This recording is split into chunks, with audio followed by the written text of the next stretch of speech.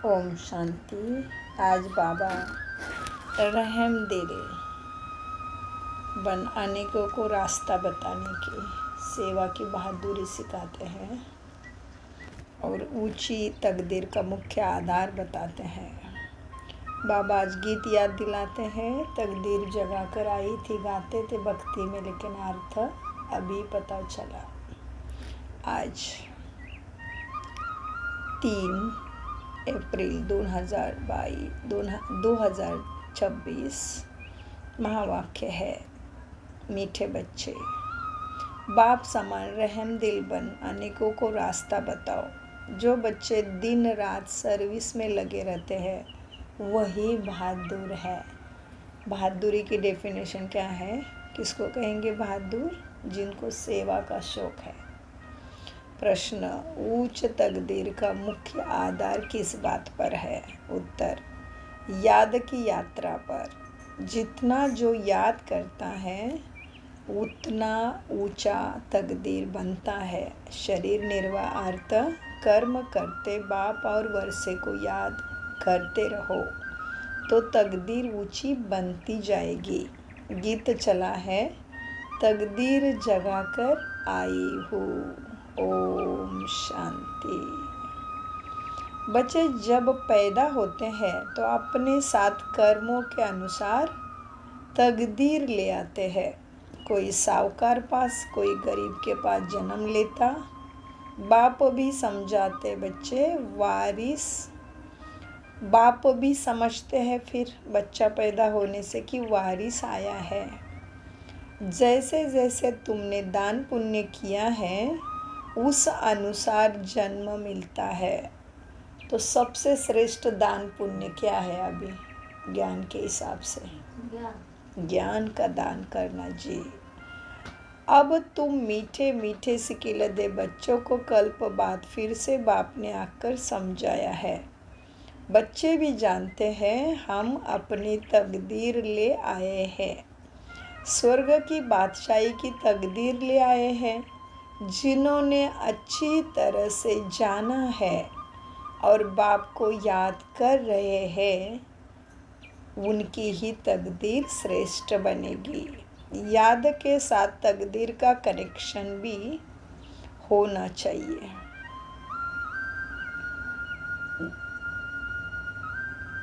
जितना याद करेंगे उतनी ऊंची तकदीर बनेगी।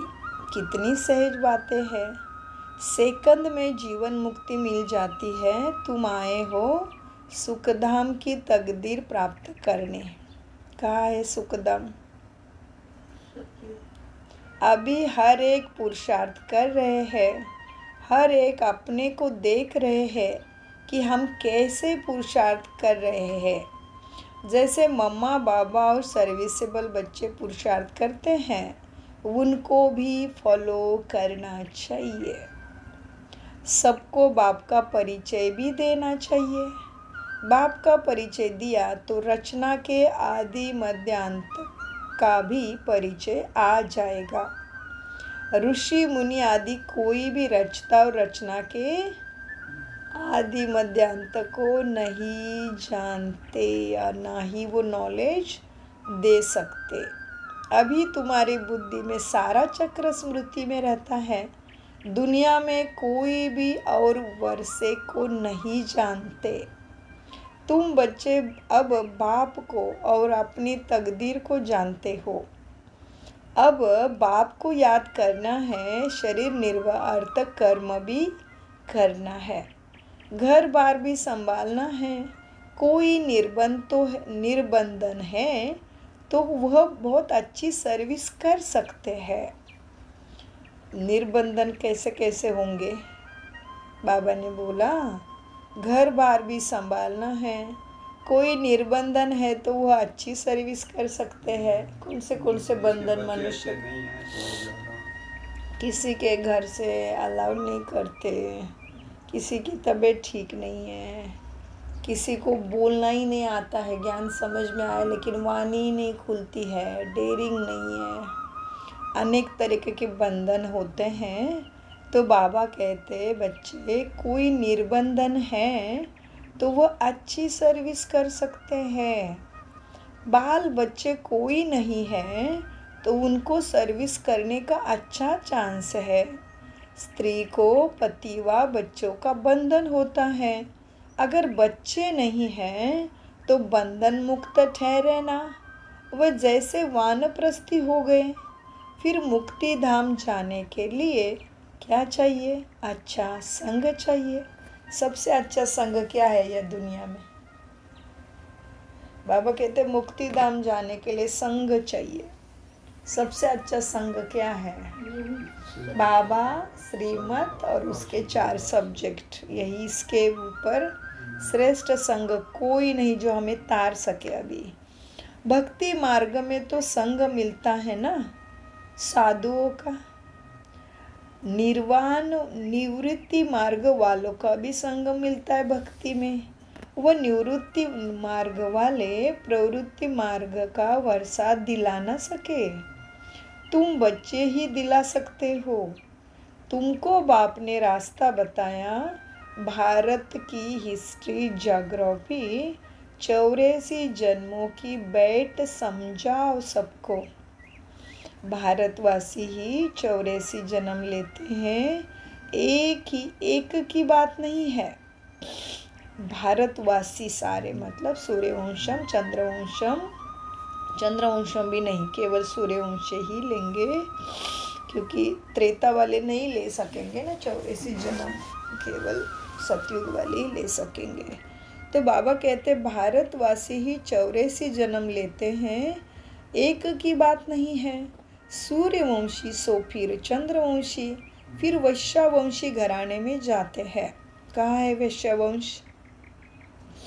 द्वापर युग से बिजनेस माइंडेड होने लगे ना, धीरे धीरे देहाभिमान में आने लगे, इसलिए फिर वैश्यवंशी घराने में आते हैं। नंबरवार तो होते हैं ना। भारत का पहला नंबर प्रिंस है श्री कृष्ण जी, जिसको झूले में झूलाते हैं। दूसरे नंबर को झूला ही नहीं है क्योंकि कला कम हो गई। जो पहला नंबर है पूजा उसकी होती है। मनुष्य समझते नहीं श्री कृष्ण एक है व 2-3 है। श्री कृष्ण की डायनेस्टी चलती है, यह किसी को भी पता नहीं। पूजा सिर्फ नंबर 1 की होती है। मार्क्स तो नंबरवार ही मिलते हैं। जो पुरुषार्थ करना चाहिए कि क्यों ना हम भी पहले नंबर में आ जाए। मम्मा बाबा को फॉलो करें, उनकी राजधानी ले लेवे। जो अच्छी सर्विस करेंगे वो अच्छे महाराजा के घर में जन्म लेंगे। वहाँ तो है ही महाराजा महारानी। उस समय कोई राजा रानी का टाइटल नहीं होता, वो बाद में शुरू होता है। द्वापर से जब पतित बनते हैं तो उसमें बड़ी प्रॉपर्टी वाले को महाराजा कहा जाता है। फिर राजा का लक़ब कम हो जाता है। फिर जब भक्ति मार्ग होता है तो गरीब साहूकार में फ़र्क तो रहता है ना। अब तुम बच्चे ही शिव बाबा को याद करते हो और उनसे वर्षा भी ले रहे हो। तो वर्षा ले रहे तो अभी मेरी सीढ़ी कहाँ तक चढ़ी है देखना है जांच करके। कहाँ तक चढ़ा है, मैंने ऊपर जा रहे हैं अभी चढ़ती कला में। तो बाबा कहते शिव बाबा को याद करते हो और उनसे वर्षा ले रहे हो। और सत्संगों में मनुष्य बैठ कथा सुनाते हैं। मनुष्य को मनुष्य की भक्ति सिखलाते हैं। वो ज्ञान देकर सद्गति कर न सके। वेद शास्त्र आदि सब है भक्ति मार्ग के। सद्गति तो ज्ञान से होती है। पुनर्जन्म को भी मानते हैं। बीच में तो कोई भी वापस जा न सके। अंत में ही बाप आकर सबको ले जाते हैं। इतनी सब आत्माएं कहाँ जाकर ठहरेगी? सब धर्म वालों के सेक्शन भी परमधाम में अलग अलग है ना। तो यह भी समझाना है। यह किसी को भी पता नहीं कि आत्मा का भी झाड़ होता है। तुम बच्चों के बुद्धि में सारे झाड़ का ज्ञान रहता है। तो ये झाड़ का बीज कौन है? शिव बाबा। तुम बच्चों के बुद्धि में झाड़ का ज्ञान रहता है। आत्माओं का भी झाड़ है, जीव आत्माओं का भी झाड़ है। नीचे जीव आत्माओं का झाड़ फैलता, ऊपर आत्माओं का झाड़ है। बच्चे जानते हैं हम यह पुराना शरीर छोड़ जा कर घर में रहेंगे। अब बाबा क्या कहते हैं? बच्चे जानते हैं हम यह पुराना शरीर छोड़कर घर जा रहे हैं। क्यों? मैं आत्मा हूँ, इस शरीर से अलग हूँ। यह समझना गोया जीते जी मरना जैसे है। आप मोए मर गई दुनिया, मित्र संबंधी आदि सबको छोड़ दिया। पहले पूरी शिक्षा लेकर मर्तबे के अधिकारी बन फिर जाना होता है ऊपर। बाप को याद करना तो बहुत सहज है। भल कोई बीमार हो, उनको भी कहते रहना चाहिए कि शिव बाबा को याद करो, क्योंकि शरीर बीमार है, मन से तो याद कर सकते हैं ना। तो क्या हो जाएगा याद करने से? किसी का शरीर बीमार है तो भी उनको कहो शिव बाबा को याद करो, तो क्या होगा याद से? हाँ जी, बहुत बड़ा पहाड़ कर्म भोग का छोटा राई रुई हो जाएगा। तो बाबा कहते बच्चे, अब कोई बीमार भी हो उनको भी कहते रहना चाहिए शिव बाबा को याद करो, तो विकर्म विनाश होंगे। तो पक्के योगी हैं, उनके लिए जल्दी मरना बहुत ज़रूरी बात, ध्यान से सुनिए। जो पक्के योगी हैं उनके लिए जल्दी मरना, शरीर छोड़ना अच्छा नहीं है, क्योंकि वो योग में रहकर रूहानी सेवा करते रहते हैं। जल्दी शरीर छूटा तो संपन्न तो नहीं बनेंगे। हाँ, अच्छे योगी के लिए शरीर बहुत कीमती है। तो बाबा कहते बच्चे क्या है, जो अच्छा और पक्के योगी है ना, उनके लिए जल्दी मरना भी अच्छा नहीं है, क्योंकि वो योग में रहकर रूहानी सेवा करते हैं। मर जाएंगे तो सेवा नहीं कर सकेंगे। सेवा करने से अपना ऊंचा पद बनाते रहेंगे और भाई बहनों की सेवा भी होगी, वह भी बाप से वर्षा पा लेंगे। हम आपस में आत्मा भाई भाई हम आपस में कौन है? हम आपस में कौन है? आत्मा भाई भाई है। एक बाप के बच्चे हैं। बाप कहते हैं मुझे याद करो तो विकर्म विनाश होंगे। आगे भी ऐसे कहा था, किसी को भी समझा सकते हो ना? समझाओ बहन जी, आत्मा भाई जी, तुम्हारी आत्मा सतो प्रधान बन गई और तुम्हारी आत्मा भी तमो प्रधान बन गई है। जो सतो प्रधान थी, अब फिर तमो प्रधान से सतो प्रधान बन सतो प्रधान दुनिया में चलना है, ऐसे सबको समझाओ। आत्मा को सतो प्रधान बनना होता है, वो भी याद की यात्रा से, दूसरा कोई चारा है नहीं। याद का पूरा चार्ट रखना चाहिए, ज्ञान का चार्ट नहीं रख सकेंगे। बाप तो ज्ञान देते रहते हैं, जांच रखनी है कि हमारे ऊपर जो विकर्मों का बोझा है वह कैसे उतरे। इसीलिए अपने याद का चार्ट रखा जाता है। हमने कितना घंटा बाप को याद किया, कितना घंटा कर्म इंद्रिय श्रीमत अनुसार चली, इसका चार्ट रखना होता है। मूल वतन को भी याद करते हैं, फिर नई दुनिया को भी याद करते हैं। उथल पुथल होनी है, उसकी भी तैयारियां भी दुनिया में हो रही है। बॉम्ब्स आदि भी बनाते जाते हैं। एक तरफ है कि हम ऐसे ऐसे मौत के लिए सामान बना रहे हैं, दूसरी तरफ कहते हैं मौत का सामान नहीं बनाओ।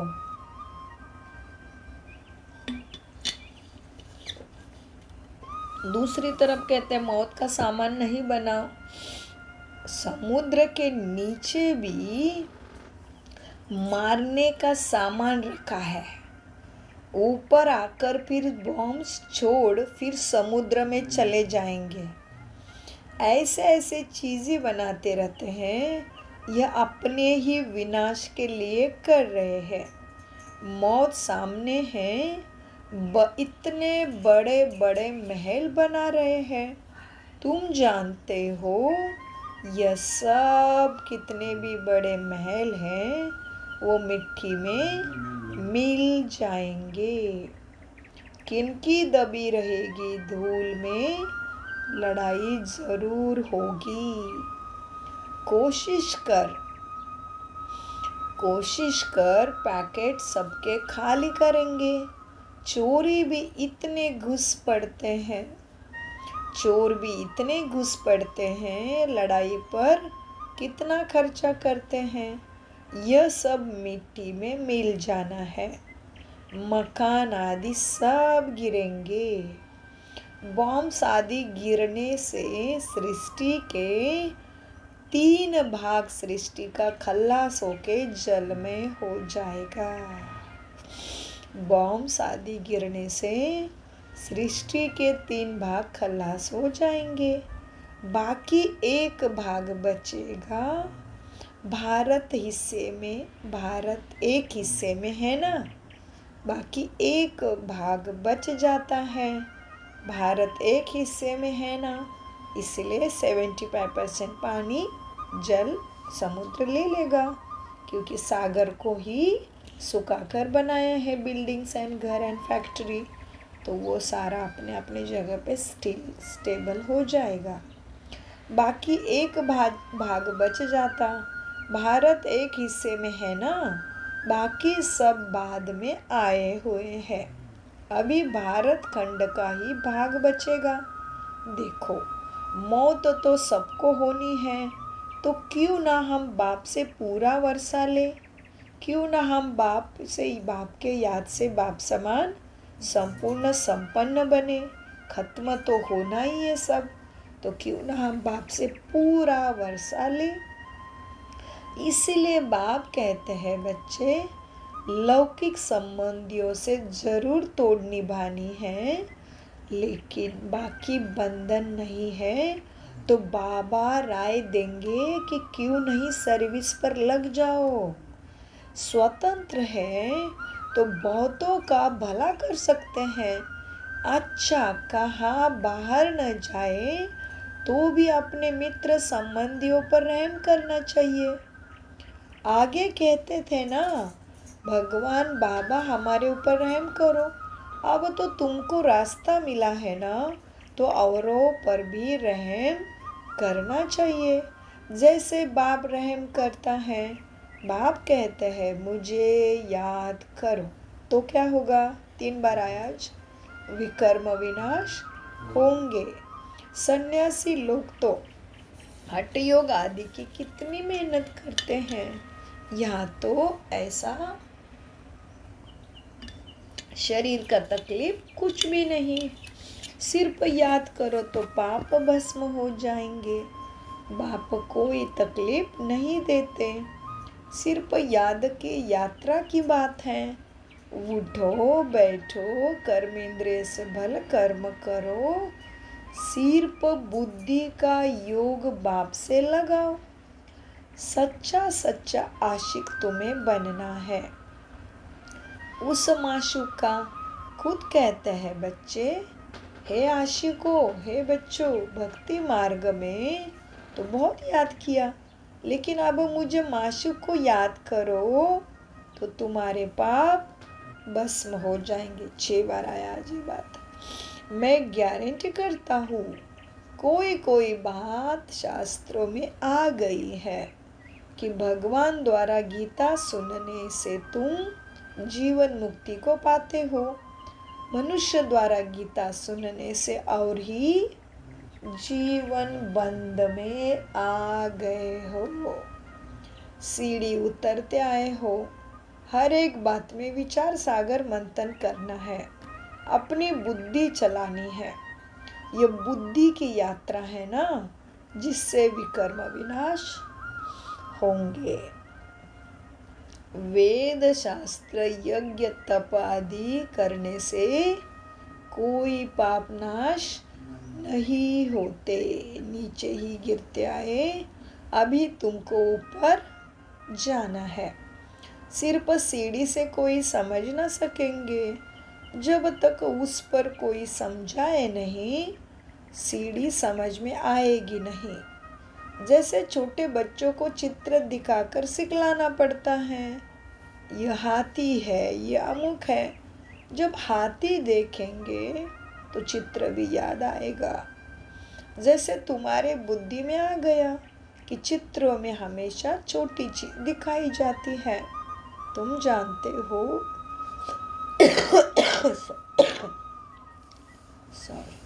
तुम जानते हो वैकुंठ तो बड़ा होगा ना, बड़ी राजधानी होगी। वहाँ हीरे जवाहरातों के महल होते हैं। वह फिर क्या हो गया, प्रायलोप हो जाते हैं। सब चीजें गायब हो जाती है।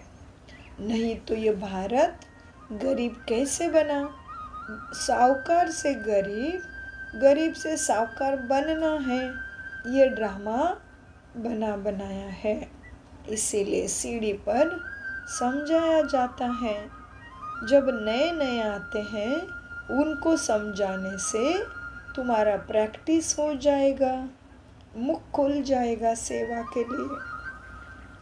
सर्विस लायक बच्चों को बनाया जाता है। कोई सेंटर्स पर तो बहुत अशांति फैलाने वाले रहते हैं। बुद्धि योग उनका बाहर ही भटकता है तो नुकसान कर देते हैं, क्योंकि उनके मन में दूसरे विचार आने से क्लास का वायुमंडल क्या करते हैं, दूषित करते हैं। तो बाबा ने कहा कई सेंटर पर बहुत बच्चे अशांति फैलाते रहते हैं, बुद्धि योग उनका बाहर भटकता है तो क्या करते हैं, नुकसान कर देते हैं, वायुमंडल खराब कर देते हैं। नंबरवार बच्चे तो है ना। फिर बाप कहेगा तुमने पढ़ा नहीं तो ये हर्ष हुआ। तो ये हाल अपना देखो, दिन प्रतिदिन जास्ती साक्षात्कार होते रहेंगे। पाप करने वाले को सजाएं भी मिलती रहेगी। फिर कहेंगे नाहक हमने पाप किया। बाप को सुनाकर पश्चाताप, बाप को सुनाकर प्रायश्चित्त करने से कुछ तो कम हो सकता है, नहीं तो पाप वृद्धि को पाता रहेगा। ऐसे होता रहेगा, खुद भी महसूस करेंगे। परंतु कहते क्या करें, हमारी यह आदत मिटती नहीं। इससे तो घर जाकर रह जाओ, क्यों बैठे हो क्लास में? कोई तो अच्छी सर्विस करते, कोई बहुत डिसर्विस करते, समझते नहीं कितना पाप चढ़ेगा। हमारी सेना में कौन कौन बहुत बहादुर है, ये बाप बैठ नाम बताते हैं। बाकी लड़ाई आदि की यह बात नहीं, यह है बेहद की बातें। अच्छे बच्चे होंगे ना तो ज़रूर बाप महिमा उनकी करेंगे। बच्चे भी बहुत रहमदिल कल्याणकारी। बच्चों को कैसे बनना है संस्कारों से? रहमदिल, बहुत कल्याणकारी बनना है, आंधों की लाठी बनना है, सबको रास्ता बताना है। बाप को याद करो तो विकर्म जरूर विनाश होंगे। पाप आत्मा और पुण्य आत्मा कहते हैं ना, ऐसे थोड़ी है कि अंदर में परमात्मा है, वह आत्मा कोई परमात्मा बन जाती, ऐसा नहीं। ये सब रॉन्ग है। परमात्मा पर थोड़ी ही पाप लगता है, उसको तो ड्रामा में पार्ट है सर्विस करने का तुम बच्चों की।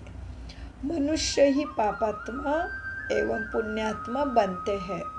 जो सतो प्रधान थे वही तमो प्रधान बने हैं। उनके तन में बैठ सतो प्रधान तुम्हें बाप बनाते हैं, तो उनके मत पर जरूर चलना पड़े।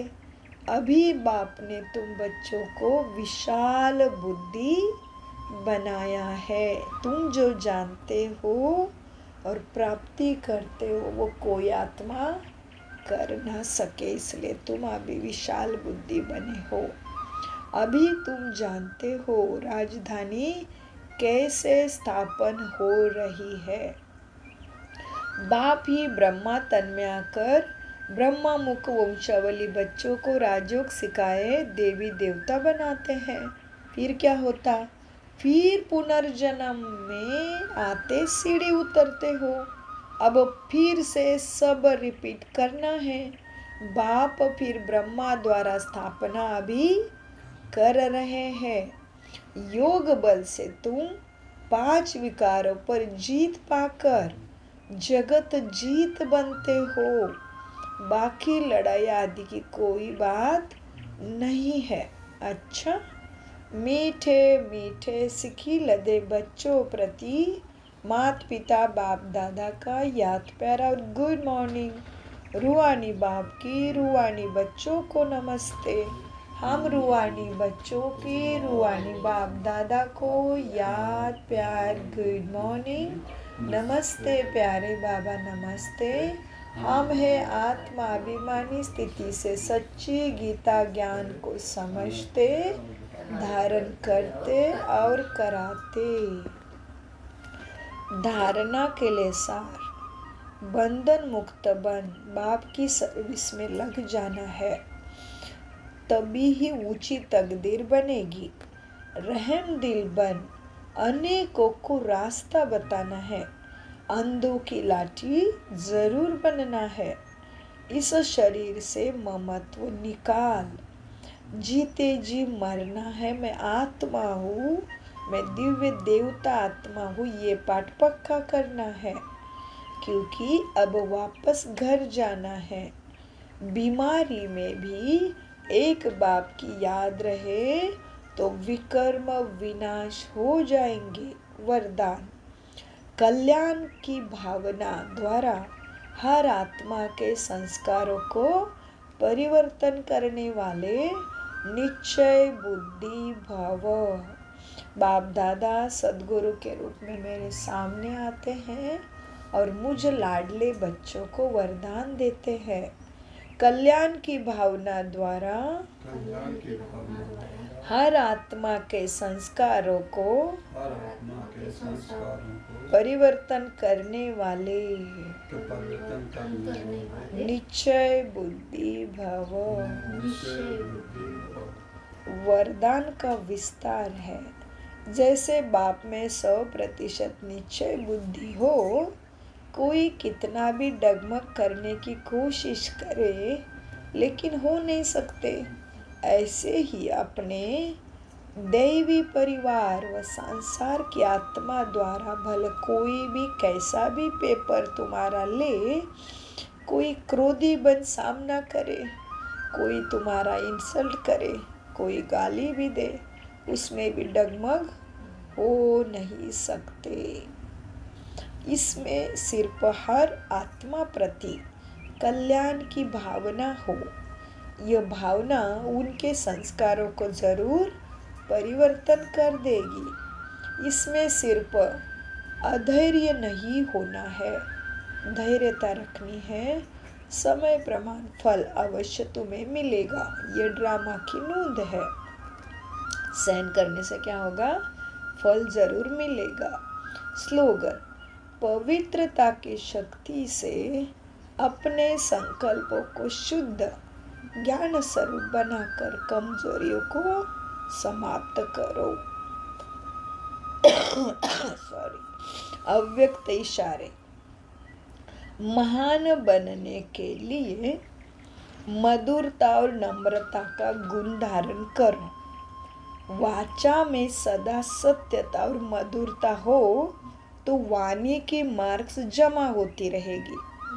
मधुरता का गुण जीवन में है तो हर बोल मोती समान होंगे।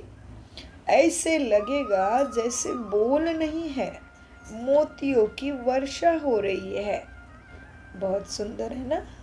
ओम शांति, ओम शांति, ओम शांति। मीठे प्यारे बाप दादा का अनगिनत पदम गुना शुक्रिया शुक्रिया शुक्रिया शुक्रिया फरिश्ते।